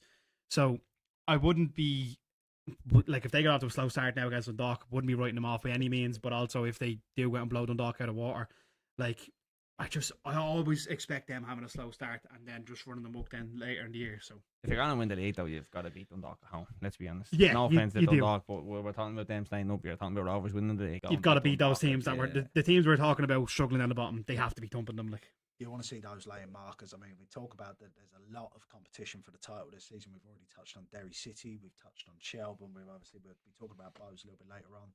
All of those sides come out and win their opening games, and Shamrock Rovers don't. You'd be putting question marks over it straight away, wouldn't you? Everyone's fit as well. I don't know. Usually they got injuries coming back. If everyone's fit now, like obviously, look, obvious glaring part of the team now is their wing backs are gone. I don't know if Danny Grant's there, but to me, he's not as good as Josh Honahan. Like he's not. He's a kind of someone that can just kind of take the flak on the other side. But can he carry that team? He's off the pack. I know they brought in your man Brennan off UCD 18. It's a lot to ask of an 18-year-old. and Stevens as well. Will he be playing wing back though? I think he'll be playing. I think they'll go back to a back three, to be honest with you, and I think he might play left hand side of the back Onahan's a three. massive loss. Oh, He's such a good footballer. How many goals has he got? But I said this about him last season as well when they lost Ferrugia and Kenny Yeah. went back. I said, well, they haven't really replaced Ferrugia. They haven't really replaced Kenny, and then Gaffney come back from injury, Yeah, and Danny Grant come in and filled in at right wing back. So I mean, Gaffney's a big player. They need to keep him fit. They won the league last year. I think if he won the league, he was out for a lot of it. Like but Kenny was scoring a lot of goals then as well. Though. Yeah. And Aaron Green was on good form then as well. last year, 2 years ago, in Europe, Kenny was in the league. I don't know because he different style of play against the Park Bush. Like where in Europe, you're on the counter attack. Like Gaffney brings the whole team into play. Like he's how big player, would Jack Bourne be potentially? I guess the question is, you don't know what kind of Jack Bourne you're going to get back. That's the thing, isn't it? But like, if he comes back and has a season like he's capable of, like that could be scary. They obviously have intent though to play him. That's why. Yeah, I mean they didn't bring him back for the crack. Do you know what I mean? Like they have every intention of him coming in and actually playing football. But he's going to want a point to prove. He wants his kind of career to be remembered for what the just nearly happened. man. Like well, obviously he won, but just going over to Dubai or whatever he went, it was such a big gap and like a big thing that he's not going to want to be remembered by that. So you want to finish. Now we know he's only 29 or whatever he is, but he's always injured. So he's going to want to have one season. I think he could be as good as a new signing, or he could be your best signing if he comes back and plays the way he can. So I think that's a big X factor for Rovers as well. Pico, sorry to cut across here. Pico is going away for a World Cup. I think that's We actually made note big, of the games he's going to miss. It's a big thing. He's going to miss. He's going to miss Shells away, Waterford away, Derry at home, and Galway at home. Big games, massive games. Yeah, especially two big ones in there. Shells and Derry, away, Derry, yeah. I mean, he's come out of side like we played them last game or the back end of last season, and we dominated them. Completely dominated Rovers. We played forward back, but we dominated them. He didn't play for me. Like, he's their most important player. And he won't come straight back in the side after the World Cup, you wouldn't think either, would you? No, Not so necessarily. the one after that, then he'll be back for it. But well, this is assumed when they get knocked out in the group stages, of course. The following game, which he might not come back in immediately for, is Sligo Rovers. Sligo away, away. So he could come straight back in for I that. don't see him risking them either before Europe. And it's going to be a bit of fatigue in there as well, because he's obviously going to have European games as well. After Remember as well, Rovers have played straight through a season, and because they done the 24 season Europe, 25 season Europe, and then straight back in again. Break, they haven't had any break really. Does that play a factor? Like, that's the thing as well. Like, do they get fatigued, or does the consistency just see you through into another year? It's hard to say, but like, that's a problem of their success, really. You know what I mean? They're playing so much because they're winning these competitions and they're in all these competitions. Question is, lads, will they win the league? No. It's with Shamrock Rovers, it's always, if you finish above Shamrock Rovers, you win the league. So, me, it's Derry or Rovers to win it. I don't know. Really don't know. If I had to pick one now, I say Derry, but I'd never write off Shamrock Rovers. They just do it every year. Much to my annoyance, as you can tell, I don't know. They'll win the league. Yeah. I think so. I think Bradley, and there's too much experience in that dressing room for me. Yeah. But I think it'll be tight. Not again. Do you know what? This is, I think, for the league, there's always the worry of it becoming Germany, Scotland. Oh, not to win the if league. they win the league again, then they get the champions, and that's the thing. They're gonna go deep into Europe as well. They're gonna want to go and get that Champions route. And we saw last year with us, like, it's a big thing. Like, they're gonna qualify for. They're gonna start prioritising Europe 100%. Come a point where you're playing their Monday, Sunday games. I don't think their squad is as good as it's been. They won. Was it 5 of the last 6? Like, so we're going on to win it again. Like, that's 6 wins out of 7 years. Like, that's to the point where it's getting ridiculous. You know what I mean? Like, I think for the league as a whole, we need Shamrock Rovers not to win the league. But that's only because of money. Like, you don't want them getting into it. That's do you know what I mean? So, obviously, the Bows bias is extreme, but I think for the league as a whole, you just don't want them to win the league again. Another studio comment there. Fair play. Oh, yeah. Wow. How do you afford it? I built it, to be fair, Frank. Yeah. It's, we need one of those little applause buttons, or, big bill of bus for Seb. That's how I didn't buy the stuff, apart from the sign. Apart from the sign, didn't built a lot, to be fair, the table and all. So, yeah, thanks. Appreciate it. So you reckon no? You reckon yes or no? I'm saying no. You're saying no? I reckon they will. Okay. So there you go, lads. Let us know. I know Fisky's put a poll in there. Let us know, lads. Will Shamrock Rovers win the league? Now we are going to move to the final fixture of the weekend. It's that game at the Aviva. It's another Bows opening fixture. It's another day out at the Aviva. Let's hear from both the manager of Bows, Alan Reynolds, and the skipper, Dawson Devoy, ahead of the big Dublin derby. So Alan, we've been back a few weeks now. How's pre-season been? Yeah, look, it's really good. We came in for a block in December and obviously had Christmas off, and I think it's flying in the season. It's a short pre-season. Once you come back in January, a lot of games fairly quick, which is unusual at times. So all in a good place, and touch wood, injuries are fine at the moment. Plenty of ins, plenty of outs, but how have the ins settled? Really well? really good, yeah. I think we've really added to the squad, we've a lot of squad depth now, so they've settled really well, and looking forward to seeing them more when the season starts, yeah. We've lost some really good people, good experience, JT, Rob Coleman, lost them, but we've recruited really well, and obviously then some of the lads who've been there before, we're ready to step up in to fill the void of the senior lads going. So it's an exciting group, itching to get going. And obviously you've taken players from other sides as well, some of the best players, the likes of Todd and the likes of Patrick Hickey and the likes. Do you feel like that would give you a slight edge, taking the players that have performed particularly well in the League of Ireland so far? Yeah, I think obviously it's massive to get the best players in the league, and I think if you look over the season as a whole in the last few years, they're really big players in the league. And Hickey, Sam Todd and even Sadou Diallo, who's signed now, so really good to have that competition, I suppose, amongst the lads. And look, the squad depth is important, so we're looking strong. Yeah. Look, it's important in the recruitment for us that we looked at players that have done well in here, know say in February, March what it takes to win games, and at the tail end. So I'm not sure there's many league winners in our dressing rooms, but they're hungry for success. So we want to bring success to the last year playing in Dalymount, which is exciting to be part of. So we hope to finish it off in style. Yeah, just last season at Dalymount as well. You've got a massive game at the end as well. It's going to be an emotional season in that respect, I should imagine. Yeah, well, look, come here, it'll be the last Dublin derby, I suppose, will be Shelsden last game of the season. So it's all historic moments with the captain, the last captain, obviously myself managing, who'll score the last goals, and various things will go on. But that's further down the line. For now, just get ready for the weeks ahead. First one's at the Aviva, second year in a row.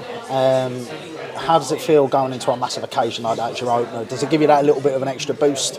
Yeah, it does. Yeah, I suppose obviously, look, in the last few years, even before when I was here, we've played in the Europe games and obviously the cup finals, and obviously last year again. So we're used to the pitch, I suppose, and it kind of suits how we play. So it's a lovely pitch, a massive stadium, and we're all really excited to play in it again this year. Yeah. Like there's a cup final feel to it. I have to say at times, but it's great, the opportunity for more fans to come and watch the players to play in the National Stadium. Obviously, it's a coach there. It's a great day, and obviously last year went their way with the results. So we look forward to it. We dust ourselves down then and crack on with the way to Sligo the following week. You're looking for the league title this year. Is that the ambition? I mean, look, it's hard to say. It's obviously strive for the best, and of course it'd be massive to win the league. But we want to just, I suppose, improve on last season. And that's what the manager's drilling into us, to just keep improving. And look, if we can improve on last season, finish fourth, one far away from the other spots above us. So it'll obviously be a great season, and who knows what could happen. Yeah. Look, yeah, it is. Look, I'm not going to sit here and set myself up for a big fall. But it's the last year in Dalymount, so we want to give them something to cheer about and bring success to it. So that's the aim. What that looks like, I'm not so sure, but we'll be doing everything we can. So there you go. That's the thoughts of Alan Reynolds and skipper Dawson Devoy there. Look, I mean, we talk about Derry going about this big window, making big business, but Bows have gone slightly under the radar here. What do you think so far? Daz, I mean, with the League of Ireland players, obviously, that they brought in a lot of League of Ireland proved players as well. What do you think about their business so far? I think we've had an unbelievable window, really. We kind of talked about earlier on and joked about bringing in the Estonian lads over a window a couple of years ago. We had that window. We brought in a lot of Polish lads as well. And there's always that just uncertainty and unknown factor about it. But the lads who brought in are all League of Ireland proven. They've been around for a long time. Diallo had 3.5 years at Derry. Ryan Bork has 100 League of Ireland appearances. Obviously, we all know him. Even the lads that don't have League of Ireland experience, like Senan Mullen and Harry Vaughan. Harry Vaughan has championship experience playing for Hull. Senan Mullen has this, what's the word I'm looking for? Like he's a hot prospect. He obviously had time in Dundalk with Stevie O'Donnell. There's a lot made of him. He can play centre half, left full. He can play in the middle as well. I think we've just had a brilliant window. I really do. Obviously, this is all on paper. Like I can be proven wrong tomorrow, but I think compared to previous years, the window is 10 out of 10. I think the fear for me. What are you laughing at? How long did it take you to rehearse that? That was all. I won't hear anything else. That was off it down. That was beautiful, isn't it? Yeah. I'm welling up here. And just for anyone at home, listen. All I read was the names. So I have nothing else written down. I just have the names, so I knew who to talk about. That was beautiful, man. Like all the rest of that, bang. Heartfelt. Heartfelt it was. No, look, I think the fear for me from a Bows perspective there, Daz, is that I thought similarly to the winter before. So the winter before, I was thinking, Connor Parsons, Lise Mousset. Bring back I think we'll leave it there. We won't mention the moves. We need to go any further than that, but just that alone. And then we obviously brought in Dele Alli and Johnny F. Labby this window as well. That's the big thing, you know. Yeah. So the fear for me in that respect is that the winter before it seemed very strong, and you're going, God, they could put on a real. Yeah. But then it took a Shamrock Rovers win in Tala to get the season kick-started. Yeah, I mean, Adam Reynolds joked about this at the members forum a couple of weeks ago about how he had the lads in literally, I think it was 3 or 4 weeks earlier than every other club in the league. They had this massive pre-season. They go and beat Shamrock Rovers, and he thought to himself, that preseason was worth every second, and then we lost 7 of the next 8 games. So he was like it is all about how the lads settle, but I think that we have a lot of competition in every position now. I think a big worry for Bows over the last couple of years has been right back. We obviously bring in Darren Power then as well. Again, I said this is on paper, but I do think we have a really strong squad there. He's had a couple of seasons now to come in and get rid of what he viewed as deadwood or who players that weren't his, and now he's assembled a squad that only he can take the heat for if it doesn't work out. Like, it's his squad, it's his players, and like I'm expecting that he'll get off to a good start this year, although we have a really difficult couple of fixtures at the very start of the year. I'm going to come back to you in just a second, Des, because I have a question for Shane. I mean, Alan Reynolds touched on in that interview that Bows are most certainly in for some silverware this season. We won't talk about the cups just yet because we haven't even kicked Shane. Do you think they should be there or thereabouts? And secondly, do you think they will be? They should be. I suppose it's hard to go up and forward the champions unless you're Damien Duff. Yeah, but no, I don't think they'll be competing for the league. No, I don't think the squad's big enough. I've heard rumours about Pat Hickey playing centre half. That's mental. Taylor DJT is always injured in my opinion. He's just always injured. Like, you can't keep fit. Like, it's one of those weird ones because I most certainly see Hickey coming in. I thought he's going to compete. Yeah, so did I. Yeah, so did I. Because you're losing James Clark. I mean, he's obviously nowhere near as technical as James Clark, but in terms of having a big fella up front, like the old onion bag is, he might be a man. Long throws and stuff like that. I thought maybe they could have changed up the style, and they probably will play up front and centre half. But centre half to me is just get after him. Like, but yeah, I thought like Taylor. And I think Clark's going to be a big loss for them in terms of the pressing. I think Bowes, for that first half an hour to 45 minutes, they pressed really well and they always started fast. I think Clark is going to be a massive loss. Diallo, Devoy, are they going to run around? Devoy kind of is a runner, but like he's not going to want to just run all the time. I think they lack a bit of power up front in terms of like dribblers. Kearney's quite light. Vaughan's quite light. He's a good player though. He was supposed to come to us, I think, last year or the year before when we had the whole Turks. connection. Yeah, exactly. Rooney's not great. I think that's why he brought in Power, maybe for a bit of an attacking down the side. Flores is a big player for them. I know he gets a bit of stick off Bowles fans. I don't know how he is now, but for me, he's their big player for set pieces. Is going to be massive. I think that's probably one of the only spots that it should be all right. Is creating. I think it's putting it in. It's going to be the problem. Yeah, just lack size though up front. They lack size. Clark was such an all rounder. Like, yeah, I do agree with you. Kearney's small, Rooney's not, as I said, not fast. But I just think they might struggle in the final third. And Keith did touch on it there, by the way. That Hickey did play centre half for Athlone Town. He's absolutely right. And yeah, kind of Eagles that in. Exactly. Yeah. No, I know. That's arguably more impressive, though. Yeah, exactly. Yeah. He played centre half down there getting bashed, defensive mid, and then moved his way further up the pitch under Caulfield because Caulfield loved sticking the ball in the box. Yeah. Who better to get on the end of it than Hickey? And the size of the pitch, I think Taylor struggled with maybe, and so was probably Hickey might struggle with it. Drogheda and Galway, they're a lot closer to goal. Pitch is smaller. I think Taylor, I know he don't score a good goal against Galway, but I think he played against us and he came on against us the last game, and I couldn't believe how poor he was. He doesn't. That was the one he missed the 1-on-1. That one. No, that was also with that. Yeah, Cameron Ledridge. That was away from home. No, with the last game, we were fighting for our lives to get into automatic European play. He doesn't run. I just found. I don't know. And how often are we? At some point, we're going to have to stop saying these players that have 6 months spell are going to be unbelievable, and they're the best strikers we've ever seen in the league. He said 6 months at Drogheda. He struggled to do it when he came back into Drogheda. Like the same with Dwyer. There's loads of them. Mate, like they have 6 months played. No one really knows anything about them. But then people have more footage, they've more, and then all of a sudden the goals dry up. I'm a big fan of Dougie.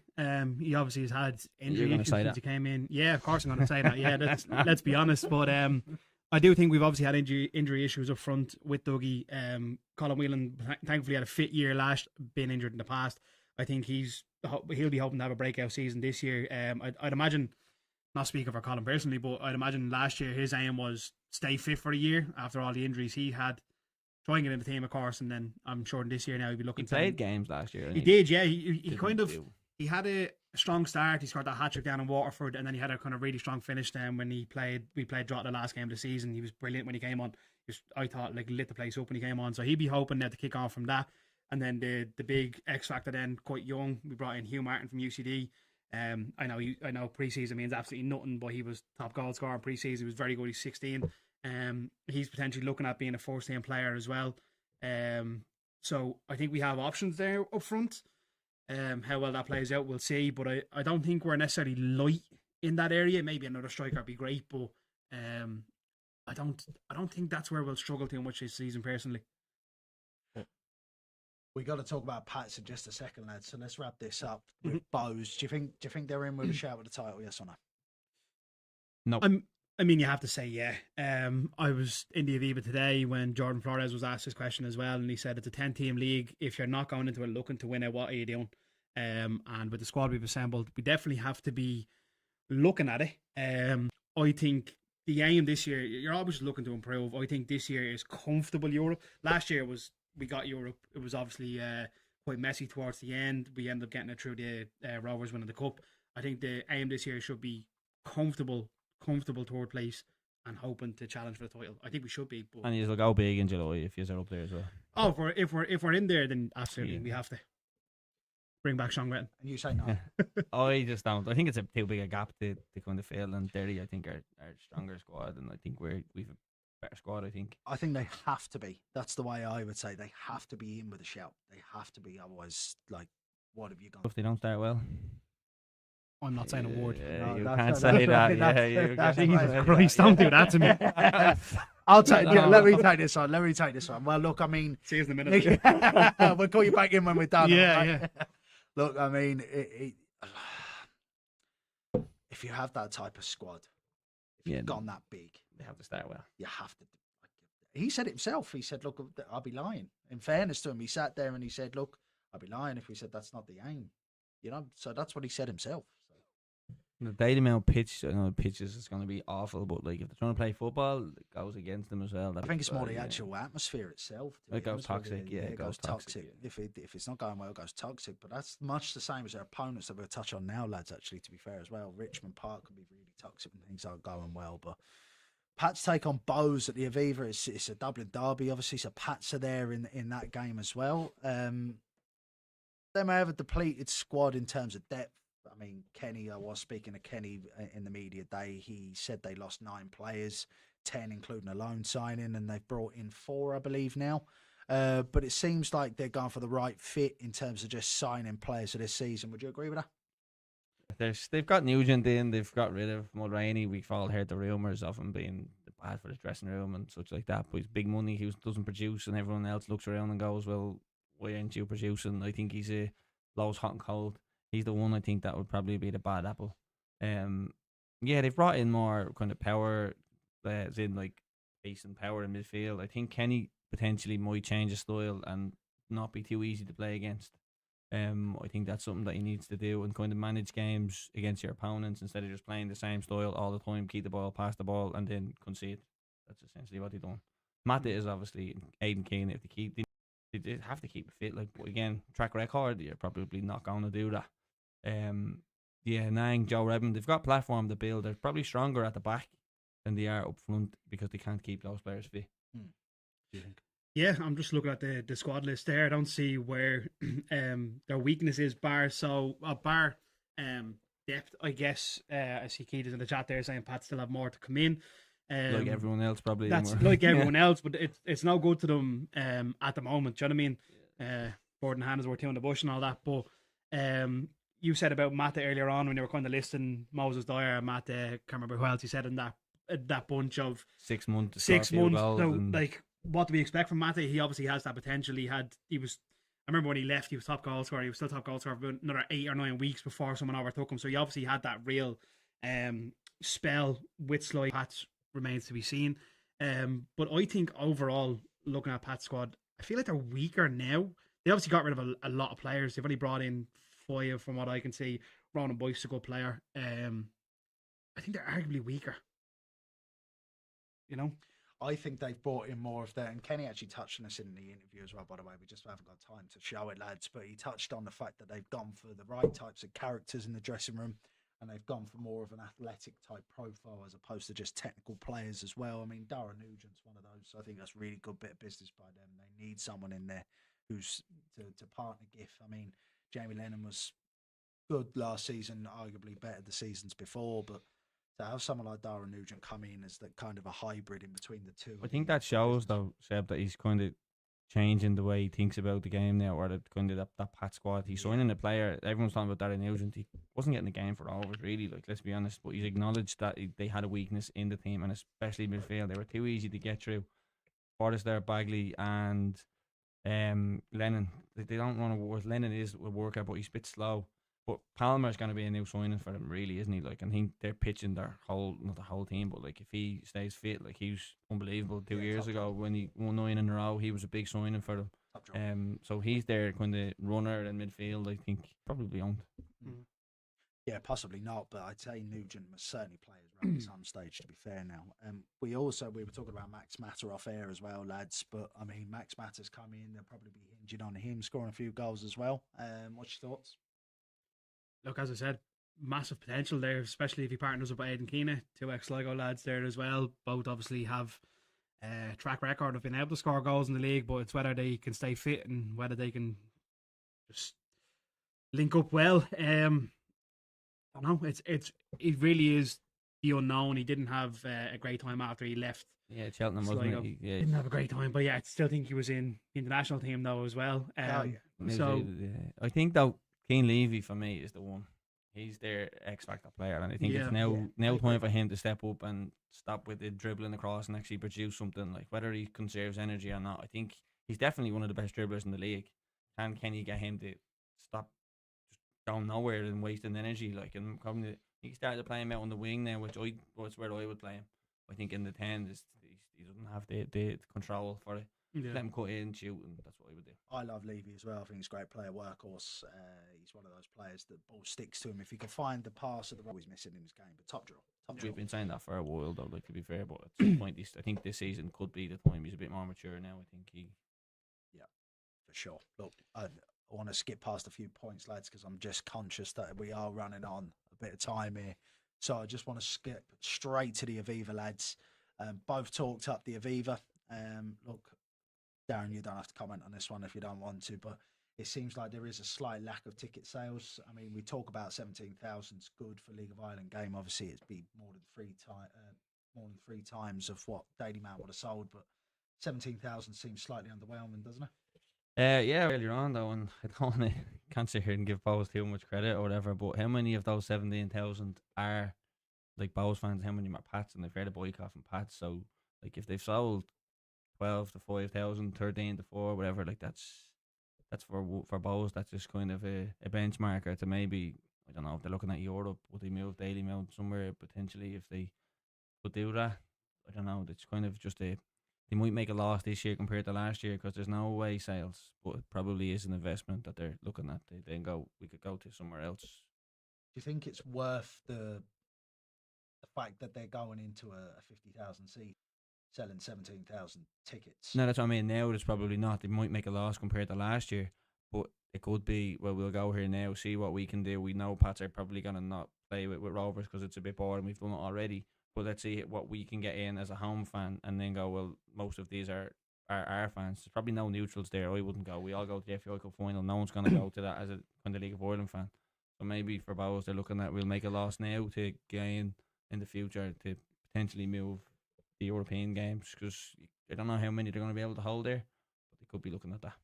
I will just say you mentioned about the Pats boycott or whatever, I have a feeling that a lot of those lads that would normally go to a Pats game who aren't buying tickets, they're going to see Shells and Rovers and everyone else playing on Friday. They get the bug back and they say, we have to go and watch our team. I think a lot of people will buy tickets late on. I think I wouldn't be surprised to see another 5,000 tickets go between now and Sunday.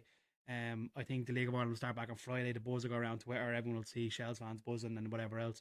And lads will just go, yeah, we'll get it. There's 3 points at stake, and there's not a big 3 points would have swung it either way probably for them last year. Like, so if they're boycotting 3 points, I know you're giving Bowes money or whatever, but I think Pats get a percentage of it though. But like the Aviva's out there and everyone's criticising it. It's open for anyone to do.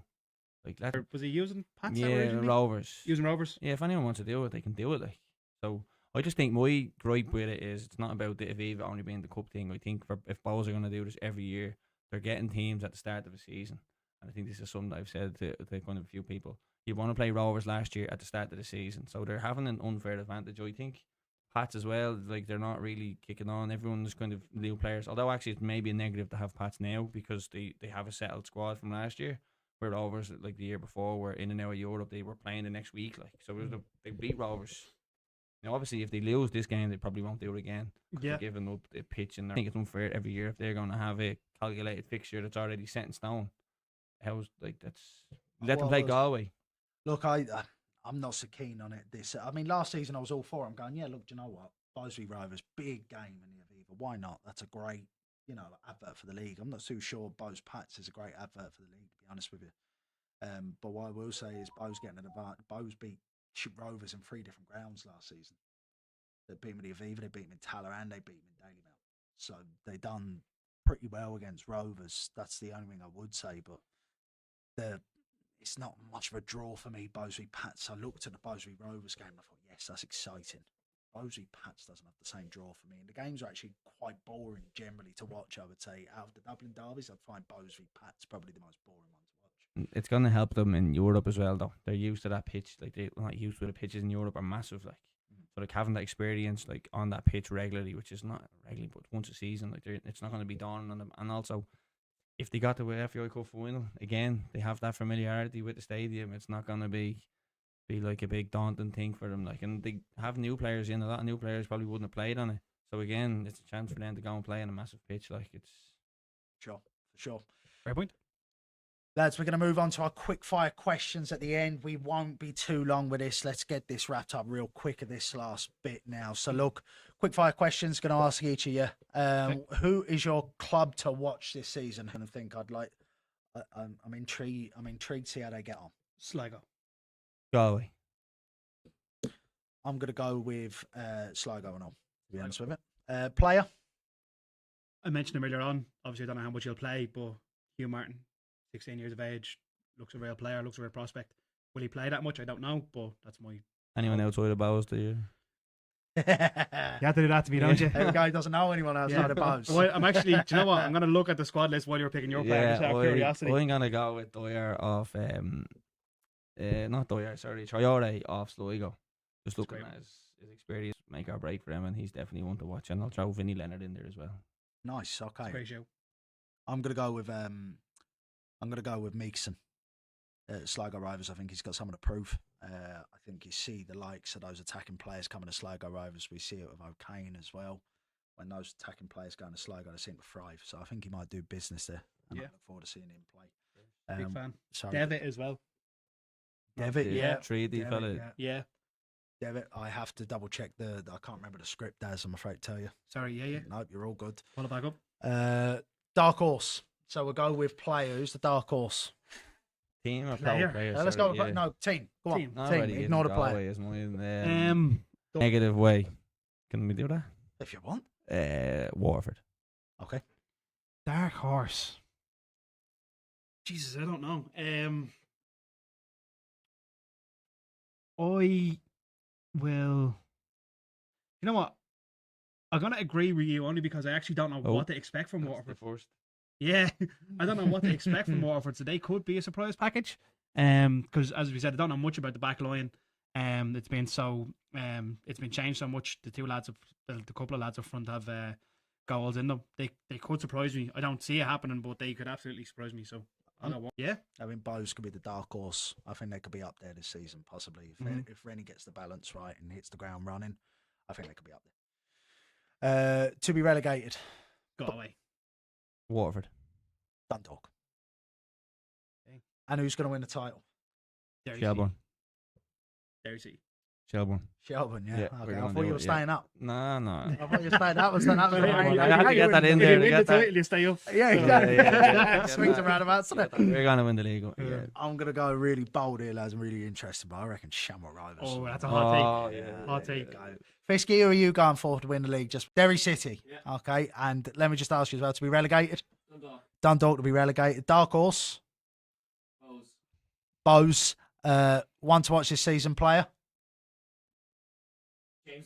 James McClean. Oh, okay, yeah, God, that's really down the wing. That's one out of that's really out of the way. Have to get a new song, yeah. James McClean running down the midfield, isn't it? Yeah, round down the centre. And the club. One to watch. Ooh, Waterford. Is that good or bad, Fisky? Can't say. There we go. Shrugs his shoulders. Lads, any parting comments before we wrap things up here? Up the balls. Up the bows. Yeah, we're gonna win the league. That's Yeah. it. Like, we're gonna win the lot. You gotta Me stay both on top that one goal in the scorer. league. We Me got top goal scorer in Belgium. Oh, we didn't do a top goal scorer. Who's the goal? Who's going to be top goal scorer this year? Jeez, I didn't even I think just about told you. it. Yeah. Me pipe. I thought Struggling. you had someone on I'm top of struggling. your No. the top goal scorer. I'm struggling now. I didn't think about it. Who is going to be top goal scorer? Well, we'll be back in 2 weeks to find out Darren's, all right? So Give me Dougie. Why not? Give yeah, me Dougie, Dougie. go on, why not? Oh, Give me top Dougie. goal scorer. This is go on, Fisky, go on. Darren Markey, top goal scorer. That's an Give interesting over one. there. That is. You give over. That's- Connor Keeley. There we go. Crikey, please. No, that's a hot take and a half. Lads, we'll wrap things up there. Thanks very much, everyone, for tuning in. Don't forget to like, comment, subscribe to the channel as well for plenty more content. We will be at the Brandy Well this weekend, match day vlog, and hopefully at the Aviva too, but we'll find out. Lads, You enjoy that one. Lads. oh, we'll get there, lads. Thanks very much for tuning in. Darren, Shane, Fisky, Cheers, thanks lads. very much. It's been Seb, it's been League of Irish Ball. Take care of yourselves. Good night. Good night.